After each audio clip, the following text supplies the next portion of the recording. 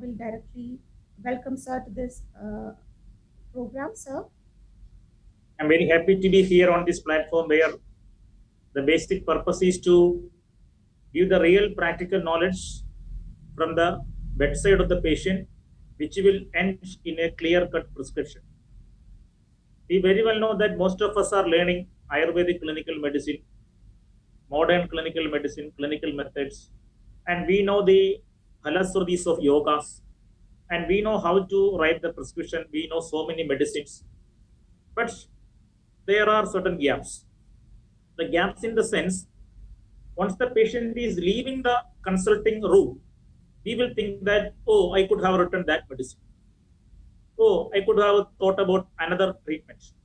So the purpose of my introductory class in this series is to tell you how we can systematically, scientifically progress to a very decent prescription in terms of Shastra.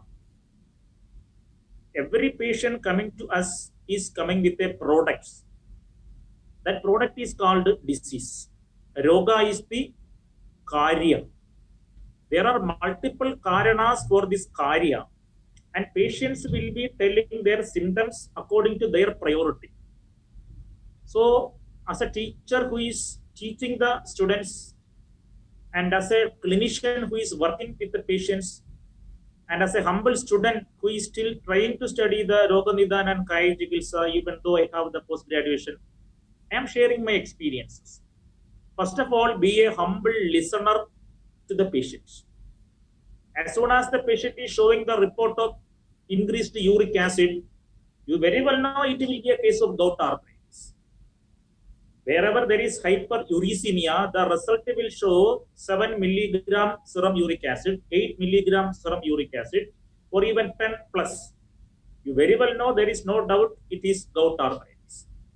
But remember, gout arthritis with 7 to 8 or 8 to 9 milligram of uric acid will be presenting with different clinical manifestations in different patients. So the prescription will change. So listen to the patient very calm and quiet. You know, when somebody is coming with a case of pain in the big toe, there is redness, there is swelling, there is tenderness, and the laboratory value will tell there is uric acid is elevated. Then naturally we know it is a case of gout arthritis, but identify the causes which is applicable to the patient. Some patients will tell about the intake of Vidahi Ahara. See, Vidahi Ahara means we may be having so many language equivalents, but according to the science, Vidahi is that type of Ahara which will take more time to get digested due to the Dravya Swabhava, and then that will be leading to Sama Pitta like manifestation. We very well know Pittam Sasneha Tishnoshnam Lekhu Visram Saram Dravam. When this normal Pitta is converted into Sama Pitta or Pitta plus Amanubandha, you know, there definitely there will be property level change, pharmacology level change, pathological level change in the Pitta context. Then identify the elevated serum uric acid behaves as equivalent to Sama Pitta in a Sandhi, and we very well know anatomically Sandhis are Kapha dominant. Slish Alingane. When two bonds are meeting together, we call it as a Sandhi. And according to Ayurveda, Kapha is the dominant dosha in Sandhi. Urakanda Sirakloma Parvanyamashayo Rasa Medo Kranam Jihwaja Kavasya Sudaram Ura. So Sandhi Parva, Sandhi is the seat of Kapha dosha. So you are getting the deposition of serum uric acid crystals, monosodium urate crystals, which are needle shaped in the synovial joint of big toe, which is a Kapasthana. So the Sthanika dosha is Kapha, the vitiated Agantha dosha is Pitta. Kapha will produce swelling, Pitta will produce a readiness and temperature. So, my dear friends, you are getting swelling, readiness, temperature, a Pitta dominant pathology in Kapha side. That is your primary conclusion. And you are getting a support from the laboratory report, increased uric acid. which is a Paitiga Bhava, because which is created by increased Pitta dominant etiological factors. So Hedu level, Linga level, you are getting the clue that when there is a gout arthritis, there is Pitta dominant etiopathogenesis. If Hedu and Linga indicates Pitta, no doubt the Aushadha should also go to the Pitta domain. Because according to our science, there are 3 sutra. Hedu Linga Aushadha Jnanam Swastadura Parayanam Trisutram Shashwadam Punyam Ubudeyam Pitamaha. So Hedu, Pitta dominant Ahara Vikara like Vidaki, red meat, spicy food, coffee, alcohol. That is Hedu level. Linga level, the clinical features, readiness, temperature, tenderness, everything. Pitta Lashana, then naturally the Aushadha should also be Pitta.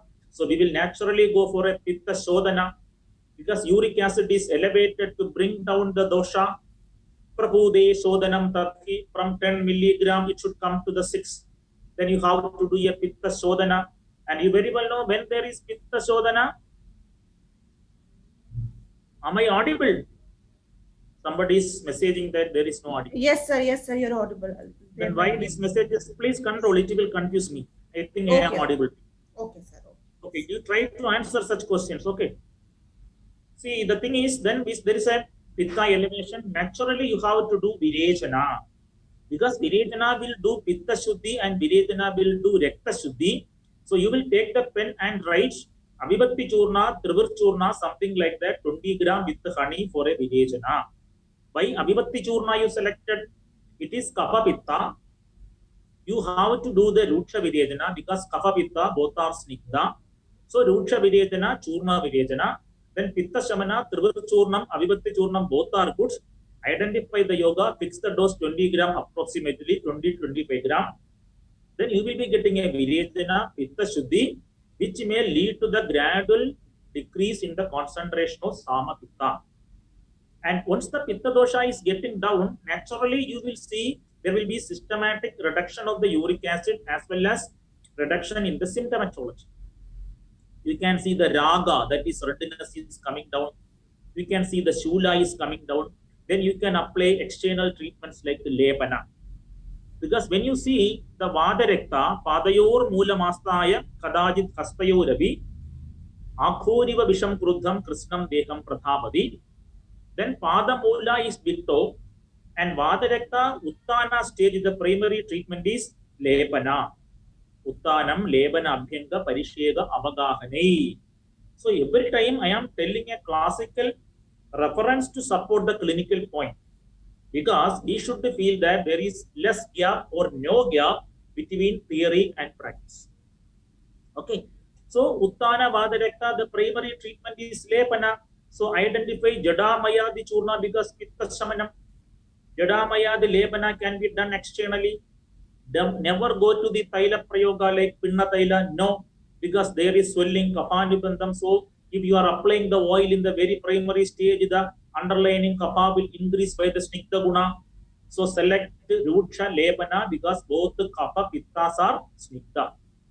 Ichi Lepana Pitta Shamanam. So you can think about Jadamayadi. So after applying the Jadamayadi Lepana and internal Virejana, there will be reduction in the Pitta systematically and locally. I mean systematically and locally. Then you can give internal Kashayas which are having more action in Pitta Shamana, Rekta Shuddhi, or coming from the Pitta Adiga Vadarekta context. Then naturally your pen will go for Kogilaksha Kashayam, Manjishtadi Kashayam, Guduchyadi Kashayam, Sadavari Guduchyadi Kashayam. I am repeating. Manjishtadi Kashayam, Kogilaksha Kashayam, Guduchyadi Kashayam, or Sadavari Chinnarifadi Kashayam, etc. with our Pitta dominant features, and then naturally you will be getting relief. Then if there is more Rekta Dushti and local swelling, Rug Raga Toda Daheshu Jaloka Vinirhare. Rug Raga Toda Daheshu Jaloka Vinirhare. Apply bleach when there is Rug pain, Raga readiness, Toda pain, pricking pain, and Daha burning pain. No doubt again Pitta domination. So keep Jaloka. And again you very well know in Vada Rekta when there is more Pitta Rekta Dushti, Jaloka is ideal. So multiple theoretical support are converting a gross scenario into a minute point. That point is your prescription. So I am repeating, multiple principles from different corners of Ayurvedic science, irrespective of the chapter, will take you a fine point, and that fine point is the center of prescription. I can tell you from that point only the prescription is getting developed and getting formed into a Samprapti Vigatthana. My dear friends, I think you are following me. I think you are following me. Following my pace, following my language, and following the velocity of my delivery. I think it is okay. Okay. So this is the systematic understanding of Bahya Chikilsa, Abhyantara Chikilsa, Shamana Chikilsa with a simple example called gout arthritis, which is getting clinical features, which is supported by laboratory investigation, and naturally you can go with all these things. Okay. So now I am telling you where we are missing. We may miss the clinical symptomatology recording. The patient's lab report we will see. We will not be looking forward into the real symptomatology. Whether it is kapha dominant pitta or pitta dominant kapha, both are different. So that is to be always taken into consideration. So when you are getting a patient, do all possible clinical examination using Ayurvedic and modern eyes. We do have two eyes. Ayurvedic examination and modern investigations and clinical examination should be processed in your brain, and then that brain will convert it into a successful prescription. That is what we are telling. Jnana buddhi pradipena yona vishyati yogivat adurasya andaratmanam nasarogam chikisyati. Until and unless you are not entering into the consciousness, internal consciousness of your patient, you are not going to be a successful clinician. Salute to Charan. That is very important. So never listen only a class of a scholar. You read the textbook. My every point is to empower or to encourage you to read the classical textbooks. The gap should be coming down. We can question everything, but we can question something when we understand it. Without understanding, if we are questioning, that will lead to an ajirna into our manovahasrodas. If ajirna is developing in the manovahasrodas, we may get manasika ajirna, then definitely there will be all srodoroda in our jnana exchange, knowledge delivery program. I am telling from my experience. Okay. So now we will come to the details. Every time when you are getting the patient, identify in which system it is coming. Whether the pathology is in the nervous system. In the nervous system, I will tell you an example. When I was studying my first post-graduation in Kaya Chikilsa, I was very much oriented towards the classical diagnosis of Ayurveda. When I am getting a patient in my OP or IP, I was studying in Government Ayurveda College, Trivandrum, a very big college with a very huge volume of patients. And my ultimate concern when I was practicing my Kaya Chikilsa PG as a student is to identify the Vada Vyadhi, whether it is Avaranaja or Dadusha. Gopakumar, being a student, was so happy when he identifies that the patient sitting in front of him belongs to Avarana pathology or Dadushaya pathology, because these two are the major two domains of Ayurvedic neurology. So Avarana pathology means obstructive pathology, where there can be cerebrovascular accident like thrombus, embolism, ischemia, or any brain tumor which is compressing the surrounding tissue, or any pathology where there is ischemia to vital brain, or any pathology where there is hypoxia, lack of oxygen to the major brain cells. So all these types of pathologies are called Avarana because Avarano Margasya Rodha. Avarano Margasya Rodha. What is Marga? Marga can be any channel. Marga can be any tube. Marga can be an artery. Marga can be a nerve. Marga can be an endocrine pathway. Marga can be a neurotransmitter pathway. In any pathway, if there is a block, inhibition, suppression, obstruction, I would like to call it as Avarana. Reduced nerve conduction across a nerve is Avarana. Reduced circulation through an artery is avarana. Reduced secretion from an endocrine gland is avarana. You know, when there is less production of the thyroid hormone and there is less utilization of the insulin, peripheral resistance to the insulin, all comes under avarana. Okay, and then you may be getting another possibility in Ayurvedic neurology where there is degeneration. Degeneration means dhatu the age-related degeneration of the brain, or the degenerative pathologies like motor neuron disease, Alzheimer's disease, Parkinson's disease, where there is a reduction in the dopamine creating hormones in substantia nigra. So, my dear friends, there can be two broad level pathology or sambrati in Ayurvedic neurology, one being the obstructive inhibitory avarana pathology, the other being the degenerative dhatusha pathology. So I was happy when I was able to locate which is my case. So my prescription will go like that only.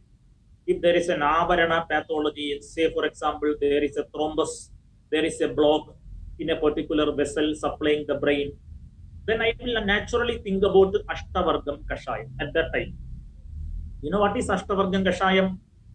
Pela Sakajarenda Shutti Rasna Suradrumai Sa Sindhuvara Lesunai Ashtavargo Anilabaha.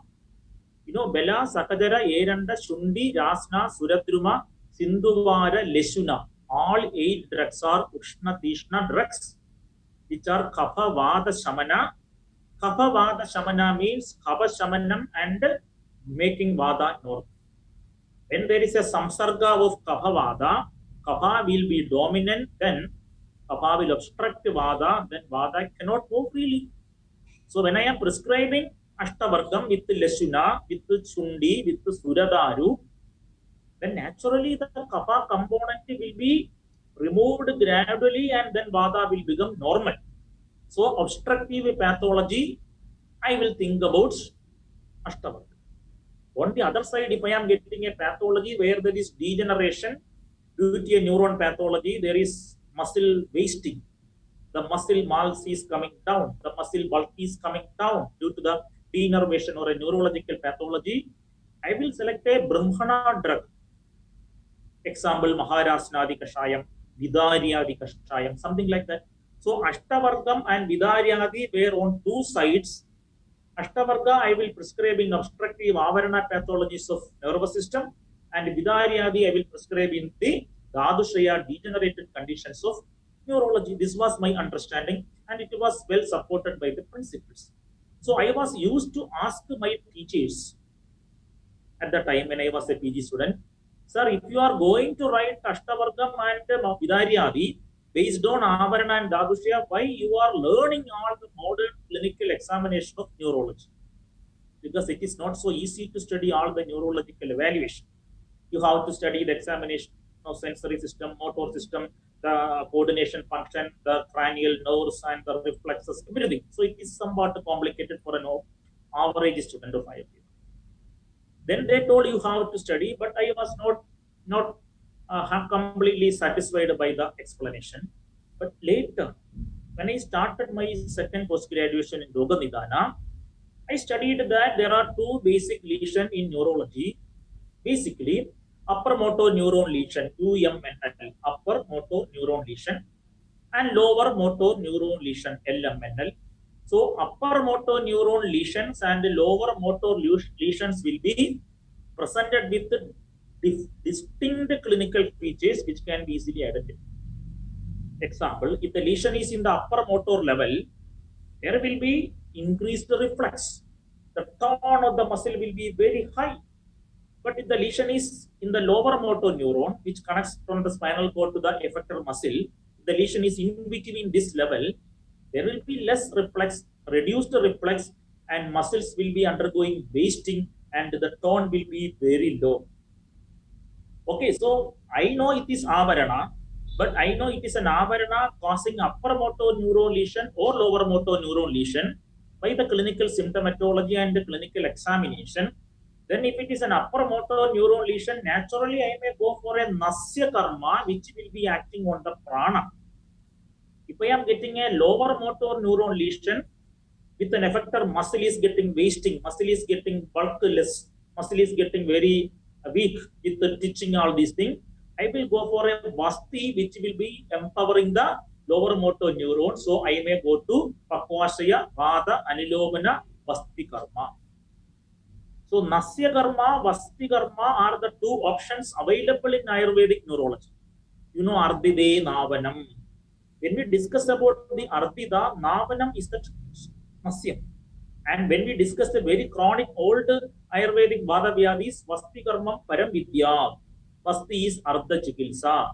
So the selection of drugs, selection of Kriyakrama, selection of Rasayana, etc. will vary significantly if we can apply modern clinical examination into Ayurvedic Samprapti. So I took one more PG to understand that clinical examination is also contributing to Ayurvedic understanding, which can totally change your prescription. I think you are getting me. I think you are following me. Let us take another case of Ababasuga.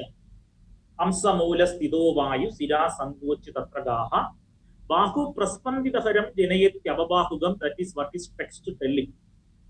It may be a case associated with a diabetic patient. There may be difficulty in the movements of shoulder.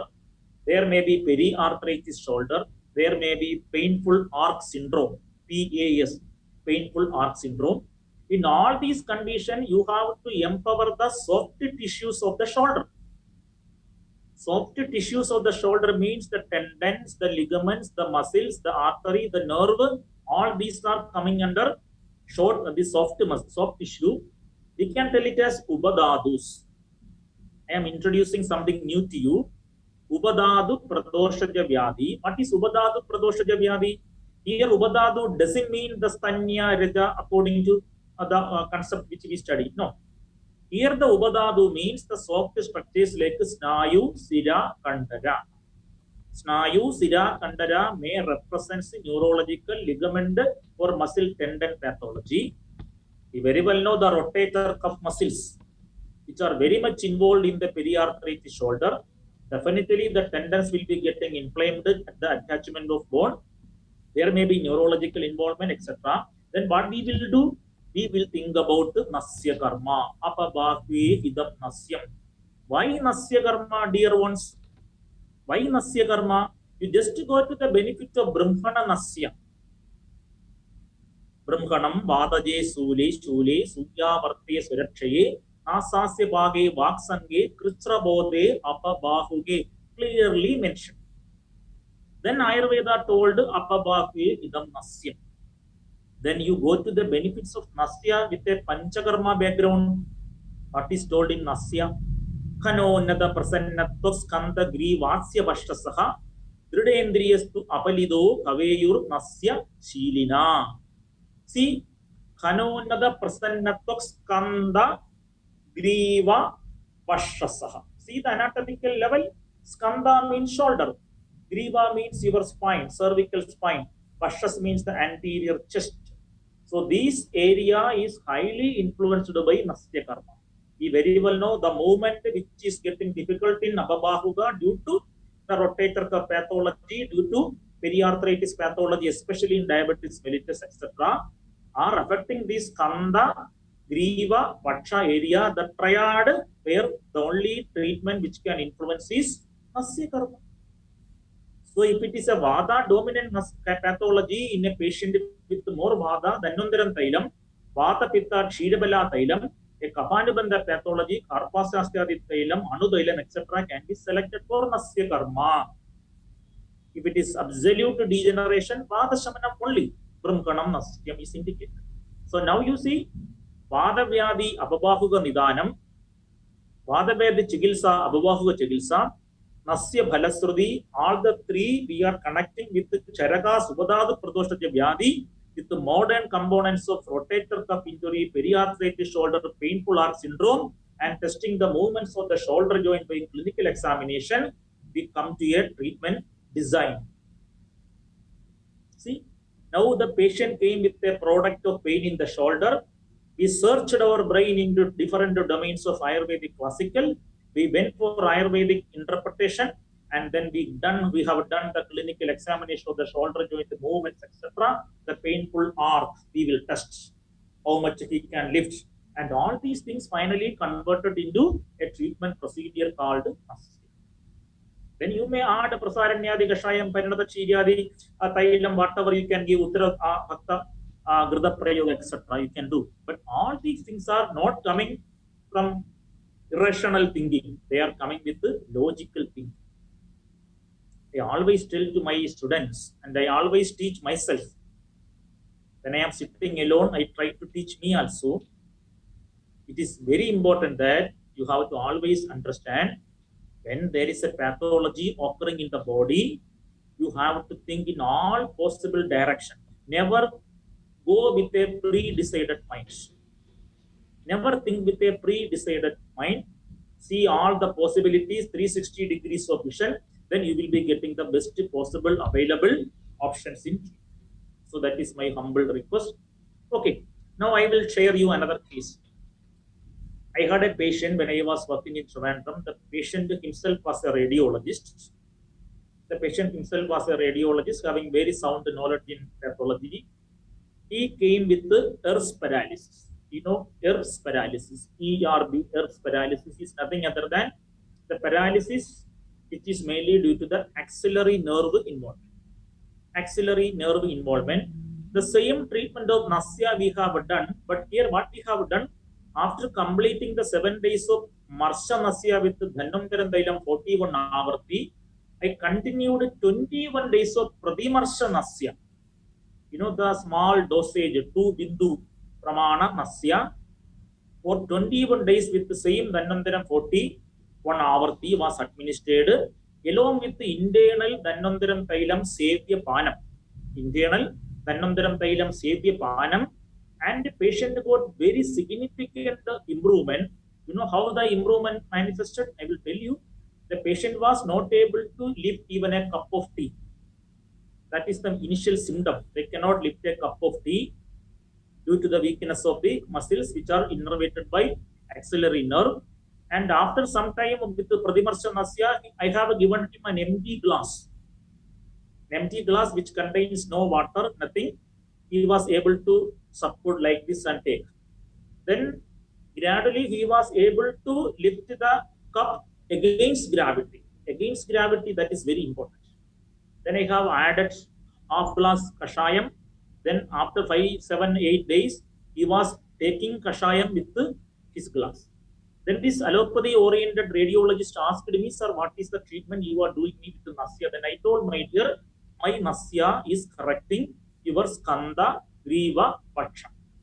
What is the anatomical understanding? Ubadadu Pradoshaja Vyadi. What is Ubadadu Pradoshaja Vyadi? Snayu. Which Snayu? Axillary nerve. Why axillary nerve with Nasya? Skanda is innervated by axillary nerve. Nerve is Snayu. Snayu is Ubadadu Pradoshaja Vyadi. Snayu Sira Kandarepya Dushta Krishnandi Manavam Stamba Sangoja. Stamba Sangoja is the cause and pathology. Then do the Nasya Karma, which will empower the neurological function of the nerve, Snayu, axillary nerve. So you do it.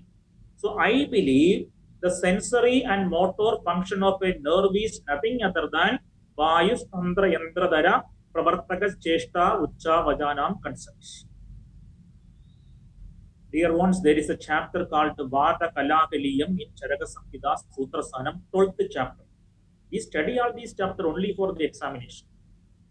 You may be wondering why Gopakumar is again telling the old outdated sloka. It is outdated only in our examination-oriented brain. It is never outdated in the classical practice brain. Tandra Yandradara Pravartaka Cheshtana Uchavajana. Cheshta means motor function. Uchavajana means again you can see the sensory motor functions are controlled. That is why you do Nasya Karma. So I believe Nasya Karma will be a treatment which will empower the neurological transmission, the impulse carrying capacity, and thereby the better effector organ link. So Snayu to Mamsa Dhadu, that is neuromuscular coordination. Snayu to Mamsa Dhadu, neuromuscular coordination. So that is another example. I am telling with only examples which will give you better clarity. So, my dear friends, clinical examination using the modern parameters are very much important, provided you can interpret them into Ayurvedic Sampradaya. I will tell you, every time you are doing SLR tests, straight leg raising test in Griddrasi patient. Any third year BAMS student know what is Griddrasi. They know what is sciatica. In sciatica, there may be disc bulge from L4, L5, L5, S1, and the sciatic nerve may get compressed, and there will be radiating pain starting from the buttocks to the posterior side of the back of the limb, which may come to the feet. That is what is called sciatica. And now I will tell you the SLR is straight leg raising, which is told by the modern clinical practitioners. Let us think about Ayurveda. Pashniya Pratyangulinam Yakandara Marudardida Saktulsheva Nigrkhnavi Griddrasin Tam Prajakshade. With the beautifully told centuries back that Sakti Ulshevam Nigrkhnavi. Sakti means leg. Ulsheva means raising. Nigrkhnavi means affected. So straight leg raising is directly told by a single sloga component called Saktilshebam Nigrkhnavi. So there is no doubt that the first SLR test was told by Vagbada in Vadavyadi Idanasthanam centuries before the so-called modern textbooks. Am I right? But we ignore the sloga. For us, when there is a pain in the low back region with the radiation, the teachers will teach you it is sciatica, then it may be equal to Griddrasi, ignoring the component Saktilsheva Nigrkhnavi Griddrasi. So I am telling, in Ayurvedic Shastra Bhagas also the evidence of clinical examinations are there. Modern oriented clinical tests are embedded in Ayurvedic Sampradaya. I will tell you another example. Again from neurology. In Bell's palsy, Vakvahini Sira Samsta Jihva Stambhayade Anitaha Jihva Stambasatena Annapana Vakyeshu Anishada. I am telling you about a disease which is called Jihva Stambha.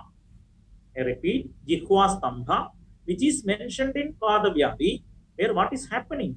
He is not simply telling that Jihva is paralyzed. Our Acharyas are so particular when they describe a pathology, they will start from the cause, then they will end in the effects.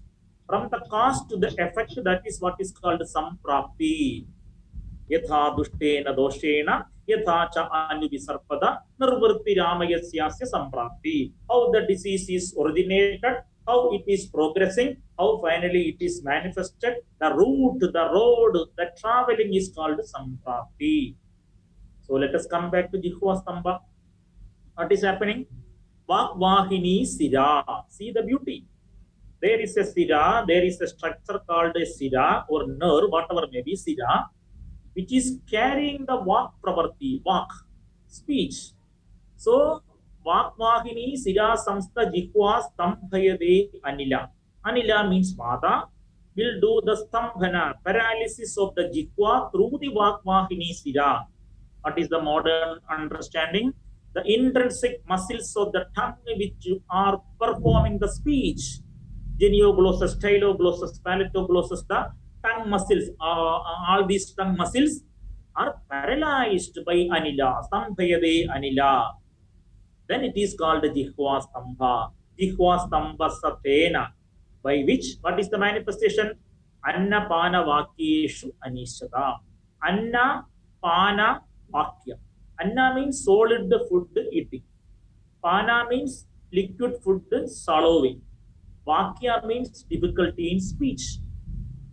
So dear ones, difficulty in swallowing solid and liquid foods, Annapana. Difficulty to speech, articulation, Vakya. So Annapana Vakyeshu Anishada, difficulty is telling that dysphagia and dysarthria. How? It is not simply telling by a magic of Vada. No, he is telling that particular Sira which is nourishing, supplying, innervating the Jihva tongue muscles are paralyzed Stambhayadi by Vada, Anila. Then Jihva Stambha, patient cannot swallow, patient cannot speech. Jihva Stambha, Bell's palsy. So I am telling you, Ayurvedic detailed clinical backups are available in the sloga if you study. But unfortunately, we never study Jihvastamba. Now, after hearing this lesson, I think you will be getting an interest to read the textbooks of Nidhanasthana. Then what is the benefit? Then you will be thinking about the medicines which will empower that particular sira and that particular muscles of the tongue. Then you may naturally go with the Nasya Karma, Pratisarana Karma, Kabala Gandusha Chigilsa, and Gridas which will support the brain for speech. Saraswadagrada, Shadbindu, Saraswadagrada, Ashtanga Kalyana Grada, etc. will be selected, and then you will be empowering with the Nasya Karma, and you will be doing with the Shiro Biju, Shiro Dhara, and you will think about Methirasayana like Manduka Parni, like Brahmi, like Guduji, like this all Shankha Pushpi, etc. So the point is empowering the Vagbahini Sira, empower the tongue muscles, and treating the Bell's palsy with the Rasayanas, Medhirasayana, Nasya Karma, Murtini Taila, etc. are derived from the knowledge of a particular sloga called Vagbahini Sira Samstha Jihva Stampede Anila Jihva Stampasatena Annapana Vakeshu Anishada. So I think the Hutchison's clinical medicine, Davidson's clinical medicine, Harrison's clinical medicine might have read Ashtangradayam Vata Vyadi Nidhanam. I am not simply pushing. I am telling with a logical reason. My dear friends, Ayurveda is not a magical science, I believe. To me, Ayurveda is a logical science. There is no place for magic. There is only place for logic. So logical thinking is very much essential. You should be able to read in between two lines of a classical slogan. But unfortunately, we don't try to do it. Okay. Now I will continue with again neurology. There is a disease called Siragraha. There is a disease called Siragraha in Vadavyadi, Ashtangradayam, Nidhanasthanam. Where what is the finding? Yaktamasritya Pavanaha Kuryal Murdadara Sira. Yaktamasritya Pavanaha Kuryal Murdadara Sira. Rutshassa Vedana Krishna so Asadhyasyal Siragraha. Most of the people ignore this. These two lines sloga appear just before Patshagata. Everybody know the sloga Patshagata, Griti Tortam Panor Vayu Siras Nair Vishoshija, Pakshamanya Deram Kandi Kemi Plagia, everybody know. Just before that particular famous sloga, this not famous sloga is there. That is called Siragraha. You see what is the anatomical advantage of Ayurveda there?